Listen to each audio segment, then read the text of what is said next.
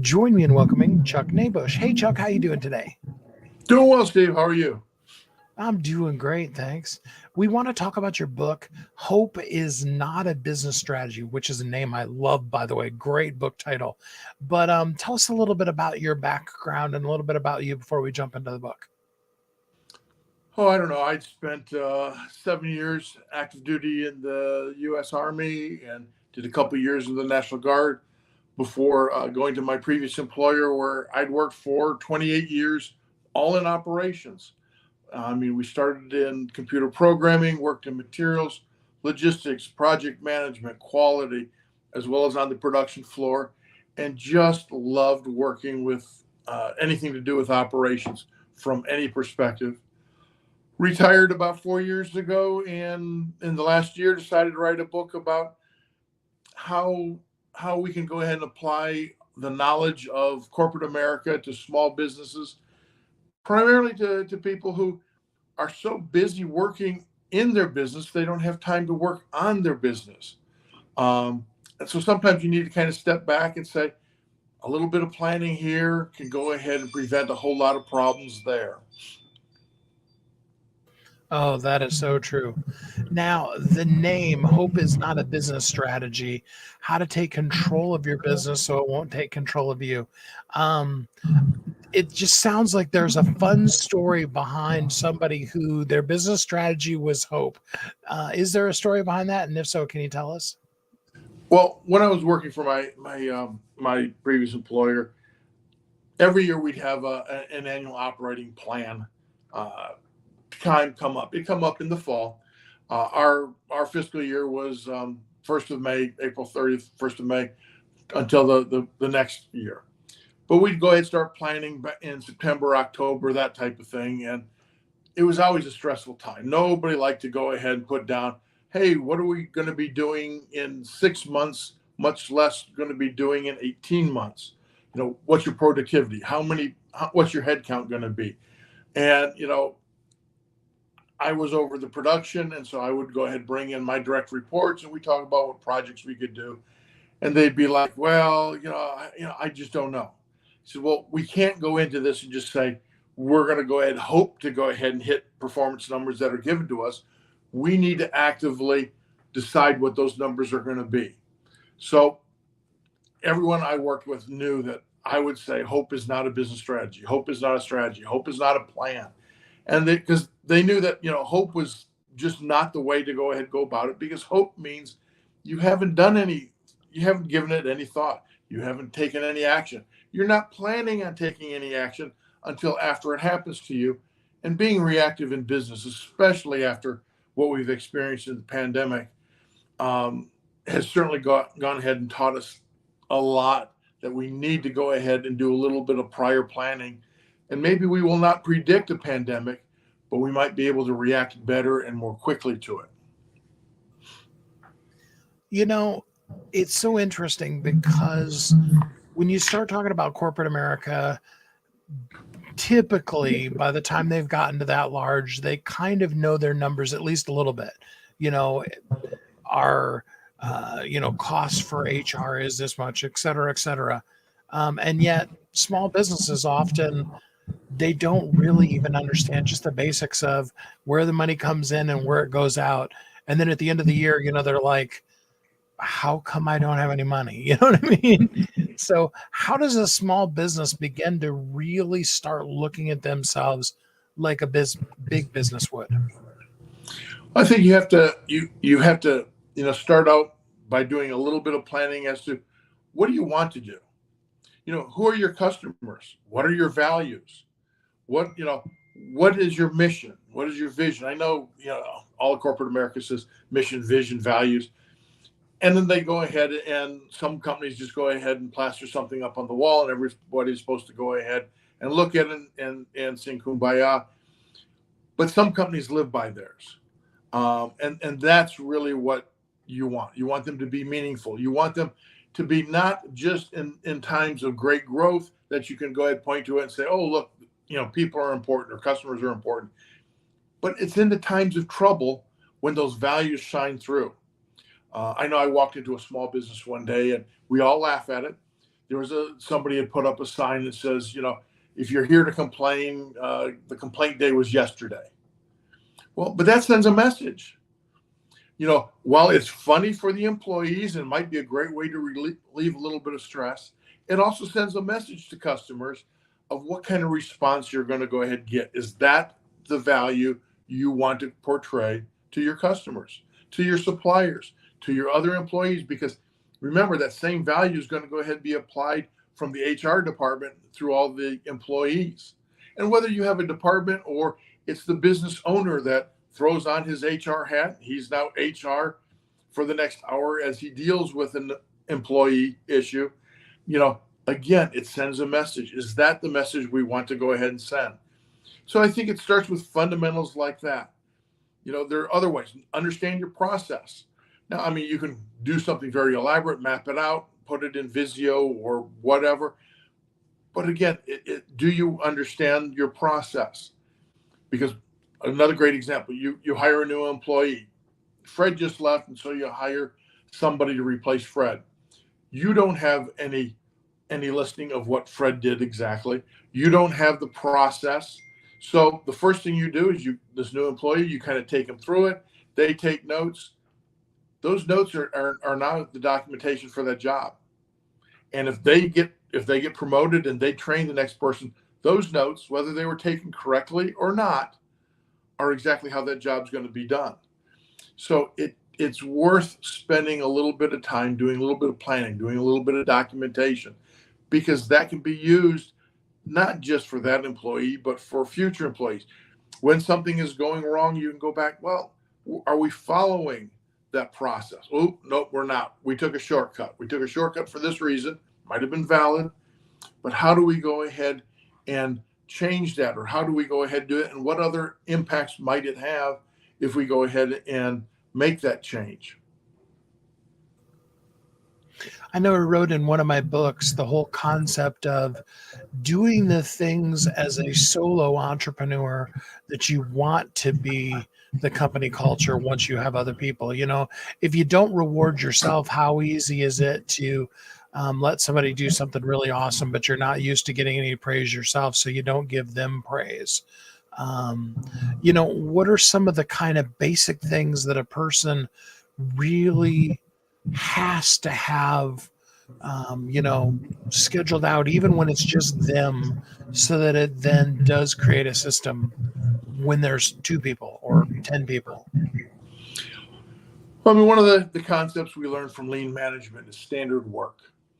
And again, that doesn't mean scheduling your day down to the minute, but it may mean saying, okay, I'm going to take 15 minutes a day, and I'm going to go ahead and praise whether I have 1 employee, I have 10 employees, I have 30 employees, or I have 60 employees, whatever.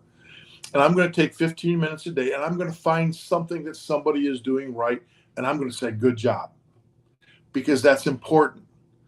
And again, probably 15 minutes is not needed, but it also makes you look at what's going right as well as what's going wrong. Very easy. I think humans are hardwired to a certain extent to be critical. We can go ahead and find the problems in anything. And there's nothing wrong with that. But sometimes we're not as wired to go ahead and see something that's going well and say, hey, good job on that. Because a little bit of appreciation goes a long, long way. I spent a lot of time in the military, and no, we didn't go ahead and go out to the field, do practice, do exercises, do everything to go ahead and earn a medal or a ribbon or anything like that. But it was kind of nice to go ahead and get one, to recognize your efforts. And again, that little piece of ribbon, I don't know, maybe cost 39 cents, whatever. But it was the recognition that went with it, and you got it in front of your peers. And it was something you would wear in front of other peers, throughout your career. So again, little things. Whether it's, printing out a certificate to somebody, filling it out on the spot, or going around and saying, hey, you did very well. We've got a reward point system, and I'm going to go ahead and reward you X number of points. Again, it can be elaborate. It can go ahead and be something that has monetary value, but even just a pat on the back. Even just, hey, everybody, let's stop what we're doing and we're going to go ahead and say, Kristen over here is doing a great job. We want to go ahead and recognize her and say, hey, good job, Kristen. Everybody, let's give her a round of applause for this and this and this that she did. I mean, and that goes a long, long way. So the book again is called Hope is Not a Business Strategy: How to Take Control of Your Business So It Won't Take Control of You. Let's talk about tell us some fun nightmare stories of people who didn't take control of their business, and so the business took control of them. Well, the book is really about a lot of stories of my wife and I interacting with contractors over the past, I don't know, 5, maybe 10 years. Um, and it was, some of the problems that we encountered as customers working with what we thought were very good contractors. They were rated well with the Better Business Bureau. We'd done our homework. They'd been in business a number of years. They'd had lots of success. They were doing phenomenal. But I mean, one great example was our we put in a pool here at our house. And the guy said, well, it's COVID. I can't tell you exactly when we're going to start, but once we start, it'll take 6 weeks. It's a 6-week process. 21 months later, we were finally able to swim in the pool. I mean, it was, and during that, one of our specific issues were, he had said, oh, electrical's in, we're going to be, bringing in the light bulbs. We're going to put the light bulbs in the pool. We're going to turn everything on. We're going to test the electrical. And I said, well, electrician has never hooked the electrical up to the main breaker panel. Oh, no, I've already paid him. I know it's hooked up. Well, I know I've never really allowed anybody into my main breaker panel, which is inside my house. So I know it's not hooked up. But again, at some point in time, you can't argue. So, from that little lesson, again, another lean principle, going to Gemba, going to where the work happens. Had that contractor come out periodically and checked on the work at the job site, he would have known whether whether his subcontractor, the electrician, had connected the electricity or not. So when it was time for him to install the lights and make everything work, he would have known whether the filter would turn on, the lights would turn on, because he would have seen what had happened or not. Well, then the contractor was all upset because he'd already paid a subcontractor for work that wasn't done. Is that the subcontractor's fault? Is that the contractor's fault? Certainly not the customer's fault, but yet because it was happening on our property right out the back door, we knew what was going on far more than the contractor did. And I'm no contractor. I certainly have no experience in building pools. I have no expertise, but I know, some basics that the electrical has to be connected up to the breaker panel at some point in time. So what is one tip, one trick that a person could begin to do right now that would help them be able to take control of their business?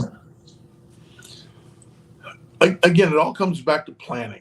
Think about the plumber.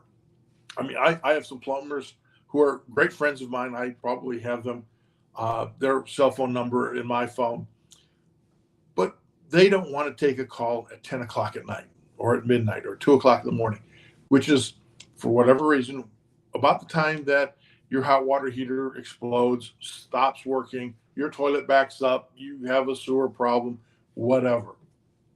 They've created a process so they don't take every one of those calls. Yes, they have an office phone number. That's great from 9 to 5, 7 to 5, 8 to 5, whatever it is. But after 5 o'clock, generally for most plumbers, it switches over to an emergency number. And, their ads will say, hey, after hours, call this number. And that number goes to an operator someplace who says, what's your problem? What's your name? What's your phone number? What's your address? And they pass it on to the plumber or whoever's on call at the plumbing company. And that's the way they work their process, so they don't have to take 100 calls after hours. But it doesn't mean that the customer doesn't get taken care of. So, I mean, think about the process. Think about what it is you want to do. Think about what you want to achieve. That plumber obviously did not want to go ahead and have, or it's true of almost all plumbers, they don't want to have the after hours calls. Doesn't mean they don't want your business. Doesn't mean they won't come out and help you take care of whatever problem you have. But they've taken control of their business in order to go ahead and run that and have a quality of life, because they don't mind business hours, but they also go ahead and want to have personal hours. So they've created a way of work-life balance, but they can also, through their process, integrate work into those after-hours emergencies to take care of their customers also. And again, the book is called Hope is Not a Business Strategy: How to Take Control of Your Business So It Won't Take Control of You. The ebook is actually free on Amazon today, so you should go get it. Lots of great things in there to help you with it. And Chuck, if somebody wants to go deeper with you, if they need your help planning and doing those kind of things, how can they get in contact with you? I mean, the book has a lot of references. You can go out to my website, 1310.com. That's 13ten.com. They can go ahead and shoot an email to 1310@earthlink.net to go ahead and reach me that way. I'm on LinkedIn under Charles T. Knabusch. The book's under CT Knabusch. We have reference material out on the website. We have templates if you need planning templates. So a lot of good material out there, and we're certainly willing to take a call and see how we can help you further. And if you call Chuck at 10 o'clock at night, it probably won't even go to a service. He'll probably just make you leave a message and talk to you tomorrow. Absolutely. Yeah, again, the book is called Hope is Not a Business Strategy: How to Take Control of Your Business So It Won't Take Control of You. And as Chuck said, it's under the name CT Knabusch on Amazon. The link is in the chat here for things, and I do strongly encourage you get it. Thanks so much for spending some time with us here on the show today, Chuck. Thank you, Steve.